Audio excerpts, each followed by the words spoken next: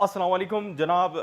बड़ी ख़बर यह है कि बल्दियाती इलेक्शन मुलतवी कर दिए गए हैं और बल्दियाती इलेक्शन के साथ ज़िमनी इलेक्शन भी मुलतवी कर दिए गए हैं।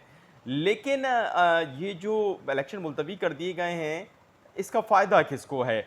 इस सवाल के अलावा सबसे पहले ये वजूहात कि बल्दियाती इलेक्शन क्यों मुलतवी किए गए हैं। एनडीएमए की जानिब से एक लेटर जारी कर दिया गया है, ये एक थ्रेट लेटर है, जिसके अंदर ये कहा गया है नेशनल डिज़ास्टर मैनेजमेंट अथॉरिटी की जानिब से कि 22 से 26 जुलाई तक बहुत तेज़ बारिशें होंगी। दादू और जामशोरों के अंदर जो है वो फ्लैश फ्लड भी आ सकता है। इसके साथ साथ कराची और हैदराबाद में अर्बन फ्लडिंग का ख़तरा है, लिहाजा इलेक्शन मुलतवी किए जाएँ।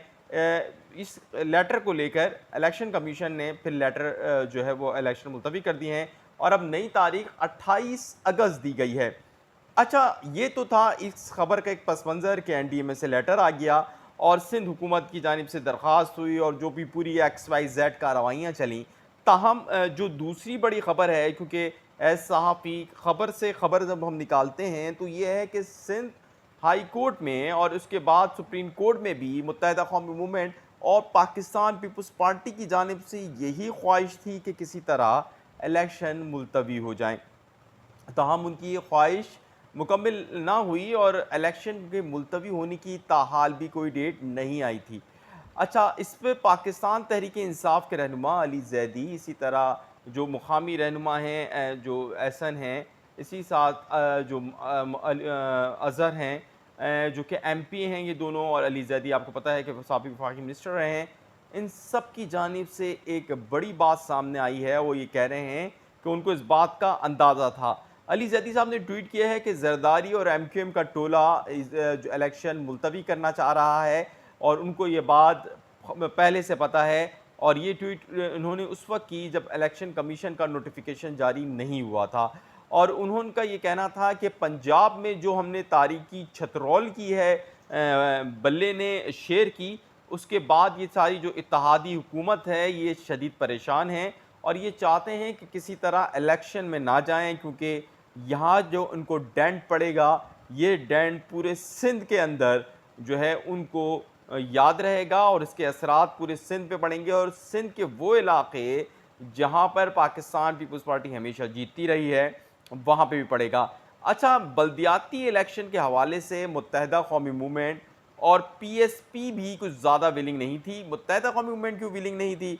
मुत्तहिदा कौमी मूवमेंट इसलिए विलिंग नहीं थी कि मुत्तहिदा कौमी मूवमेंट जो दरपेश उनको सूरत हाल है, जैसे कि बहादुराबाद में बड़ी जो है वो हम पहले ही बता चुके हैं आपको कि बहादुराबाद में बड़े इख्तलाफात हैं, तो उन इख्तलाफात के बाइस जो है वहाँ पे तंजीम जो है इंतशार का शिकार है।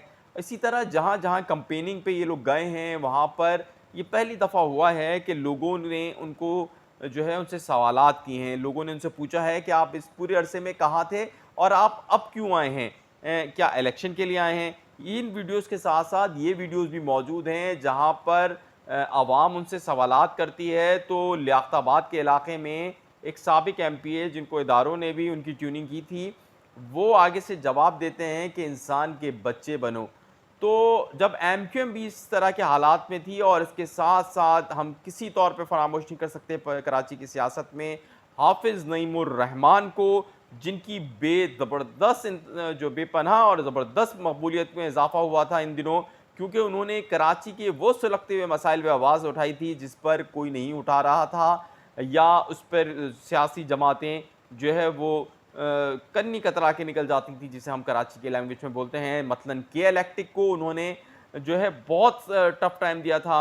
इसी तरह जो दूसरे जो मामलात थे, चाहे वो किसी भी किस्म का हों, किसी की ज़मीनों का मसला हो, चाहे वो स्कीम 33 हो या M9 पे कोई भी रहायशी स्कीम हो, और साथ ही अगर हम बात करें वाटर बोर्ड की, तो उस मसले में भी अगर किसी का नाम आता था तो वो हाफ़िज़ नईम होते थे जो धरने दे रहे थे। और कराची को हक दो की कैंपेन के नाम से उन्होंने एक कैंपेन लॉन्च की थी, जो कि गुज़िश्ता 2 सालों से चल रही थी। और अगर इंतखाबी मुहिम की बात करें तो सबसे बेहतरीन इंतखाबी मुहिम भी वो चला रहे थे।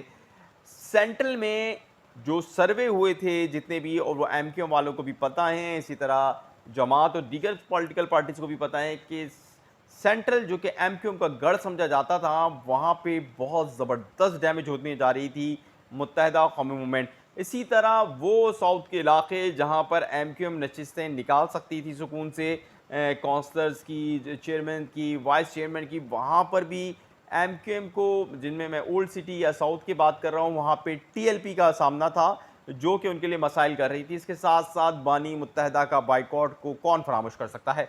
एन ए 240 के मामलात में भी बानी मुत्तहिदा का बाइकआउट बहुत काम आया था जो एम टीएलपी के लिए, और टीएलपी बहुत करीब जाके टीएलपी ने एमक्यूएम को से शिकस्त खाई थी, और एमक्यूएम के लिए वो जीत का नशा भी वो नशा नहीं था। इसकी वजह ये थी कि टीएलपी ने बहुत ज़्यादा वोट लिए थे। तो इन सूरत हाल में गिरफ्तार मुत्तहिदा कौमी मूवमेंट को भी इस फैसले से रिलीफ मिला है। अब देखना यह है कि 22 से 26 जुलाई के दरमियान एनडीएमए की पेशन गोई के मुताबिक किस कदर बारिशें होती हैं, किस कदर अर्बन फ्लडिंग आती है, ये तो बात की बात है। लेकिन कौन हिसाब देगा उस कौमी ख़जाने के खर्च का जो कि करोड़ों और अरबों की सूरत में बैलेट बॉक्सेस बनाने में, बैलेट बॉक्सेस छपने में, और जो पुलिस एहलकारों को बुलाने में, रिज़र्व के यहाँ तलब करने में, और इसके साथ साथ जो ड्यूटियाँ लगाई गई थीं इस पूरे अरसे में, उनकी प्रैक्टिसेस में जो कौमी ख़जाने के करोड़ों और अरबों रुपए इस्तेमाल हुए, उसका कौन हिसाब देगा? ये भी सवाल उठता है। ताहम जो वाक़फ़ान हाल पॉलिटिक्स हैं या वाक़फ़ान हाल सियासत हैं, उनका कहना है कि पाकिस्तान तहरीक इंसाफ के पंजाब में ज़बरदस्त कामयाबी ने पूरी एपीडीएम जो कि इस वक्त इलेक्शन लड़ रही है, उसको शदीद परेशान करके रखा हुआ था, और वो वैसे ही इलेक्शन से भाग रहे थे। मुत्तहिदा कौम मूवमेंट के हवाले से तो ये भी खबरें गर्दिश में थी कि वो शायद बाइकआउट पे चले जाएंगे। ताहम रिलीफ मिला है, और मुत्तहिदा कौमी मूवमेंट और पाकिस्तान पीपल्स पार्टी इस फैसले को जो कि इलेक्शन कमीशन ने किया है उसको मुस्बत देख रहे हैं। ताहम तहरीक इंसाफ और जमात इस्लामी की जानिब से बड़ा शदीद रद्द-ए-अमल आया है, और उनका ये कहना है कि इंतखाबात तो हर सूरत उसी दिन होने चाहिए, यानी 24 जुलाई को, और बाद में 27 को, जिसमें ऐलान हुआ था। अब किस कदर मामलात आगे बढ़ते हैं ये तो देखा जाएगा। ताहम इलेक्शन कमीशन के नोटिफिकेशन के बाद अब कोई बात करने को बची नहीं है, और अब इंतखाबात 28 अगस्त को ही होंगे। यूँ हम ये कह सकते हैं कि पाकिस्तान तहरीक इंसाफ ने जो पंजाब में फ़िज़ा चलाई है, उसके असरात के नतीजे में सिंध के अंदर बल्दियाती और ज़िमनी इलेक्शन मुलतवी हो गए हैं। ऐसी ही कोई मज़ीद अपडेट होगी तो जो आप हमसे रब्ता कर सकते हैं। हम बिल्कुल आपको इस हवाले से आगाह करेंगे। बहुत शुक्रिया।